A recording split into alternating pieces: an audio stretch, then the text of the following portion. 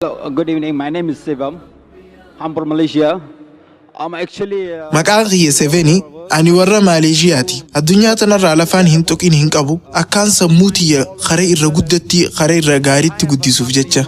Maaleeshiyaa irraa warshaan qaba. Kan hojjetaan isii biyya adda addaa fi saba adda addaa irraa walitti dhufe. Fakkeenyaaf warshaa san keessa warra Afrikaatu jira. Akkasuma Paakistaan, Baangilaadesh fi warra Itaaliitu jira. Ani amma wayin si gaafachuu barbaada. Saniin duratti ammoo carraa kana lammadan akhannoo keessaniif guddaa galatooma. Ani nama nagayaati. Amata 18 oliifis nagayee isaan jiraadhe. Garuu haalaan wani nagaddisiisu hoggaanii fi isin nagayee irraa haasoytan waan haasoftan san irratti ammoo hin hojjettan. Afaaniin nagayee jechuun maal faayidaa qaba? Dirqama hojiitti hiikamuun isii arra waan hedduutu uumamuu jira addunyaa tanarratti sababa nageenya dhabuutiin. Keessattuu naannoo Islaamni jiraatu keessatti kanaaf durarratti hiikni nagayee ja'amu isiniif galuu qaba. Akkitti nageenyi kun dhabamuu jiru hoggantoota siyaasaatiin jechuu malta. Garuu ani hoggantoota siyaasaa irraa jecha takkillee jechuu hin barbaadu. Isaanumaa argullee hin barbaadu. Siif galee haalaaniin aara irraa qabu dhugatti sababniinis. Obboleessoo gaafii ni qabdaa? Gaafii tiyya adda baasiitiin si gaafachuu jira. Atilleen diduu hin dandeessu. Hoggaanii fi ati waan gaarii hojjettu. Ansi daraniin hojjettoota kiyyaaf waan gaarii hojjedha. Hojjettoota kiyya kan addunyaarra jiran cufaatu akka maatii kiyyatti ilaala. Garuu kanumaa waliin hojiin tee boru sin fayyaddu naan jetta. Eenyu meeqa jannata dhaqee as deebi'ee namni gaarii hojjetee muslima hin taane jannata hin seenu jee. Obboleessa koo yeroon bar yeroo gaafii fi deebiiti. Ayyee Maali gaafiin tee? gaafiin tiyya haalaan ifa. Ummata na dura gaafachuu turees arkuun ture. Warroottan na dura si gaafachuu turees arkuttiin jira. Deebiin kee ajaa'iba na ta'uu ture. Waan walitti hin deemne takka. Ani ummata gaafii dhiyeesseef gaafiin qaba. Waan gurbaan kun dubbatu isiniif galee jira. Isin cufaafuu isiniif galuu qaba quraana irraa yoo ta'e. Ati haasa'uma mi'eessu jirta. Akkanatti haasa'uu anuu bareecheetiin beekai. Gaafiin tiyya abbaan fedhe amantii fedhe hordofuu danda'ati dhorkuu hin dandeessu. Ani amma hinduudha. Imaman famandam jecha joo kana ni beektaa?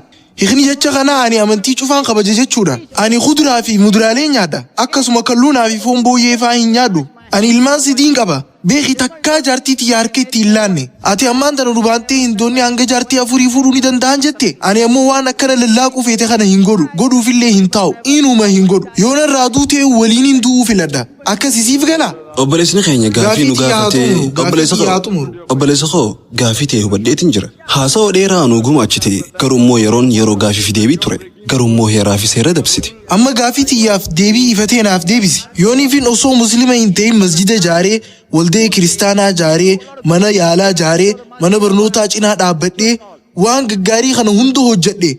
Kara jannataa hin seenu. Milkii boruu sanirraa warra harkatu hin ta'u jannata hin harkadhu jechuudha. Brothers asked the question that if a non-Muslim gives charity, etc., and he said that. Obboleessni keenya namni tokko takkaahuu namni muslima hin tahin hojiilee khayrii irratti hirmaatee hojiilee khayrii garagaraa dalagee hojiilee tanaan jannata hin seenuuhi je'ee nu gaafate. Gaafiin tee bareeddu silaa gaafii tana waan daqiiqaa takka keessatti nu gaafachuu dandeessu. Garuu ati waa'ee keetirraa waa hedduu nu himte. Akkasuma anallee hammeessite. Gaafiin tee silaa tanuma amma boodarra jettee tanaami? Lakki wani naasuu jiru sirrumatti ifa. Namni muslima hin ta'in tokko yoo hojii gaarii takka hojjete maaliif jannata hin seenne? Fakkeenyaaf nama muslima ta'e takkaaf lubbuu baraaruu akkasuma hojiilee gaggaarii adda addaa hogguuniif hin godhee du'e namni gariin naarifata. Waan muslima hin ta'iniif qofa kuni ammoo sirrii miti.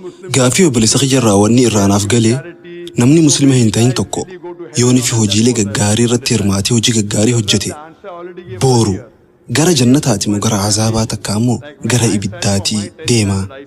Obboleessa kiyya gaafii tee haasawaa dheeraa booda ifa nuuf baaste.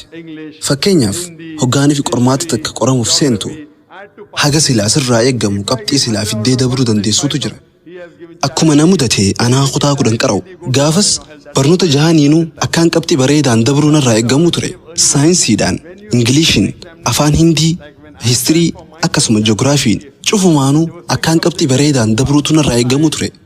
Barnoota kanneen keessaa takka 100 fidee yoon 5 duwwaa fide nin dabra obboleessa kiyya. Akkasuma ulaagaalee jannataan itti seenaniitu jira.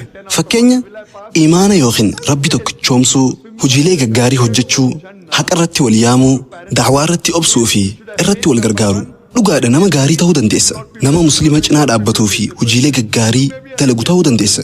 Garummoo hojiilee gaggaarii kana cinatti yoonii fi ati rabbii hin tokkichoomsine qormaata ni kufta jechuu.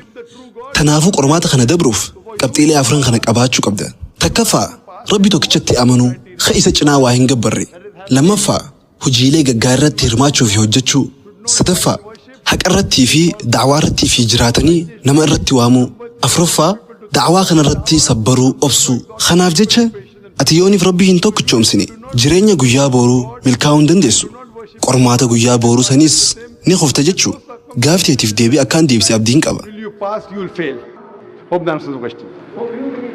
Ayee galatoon.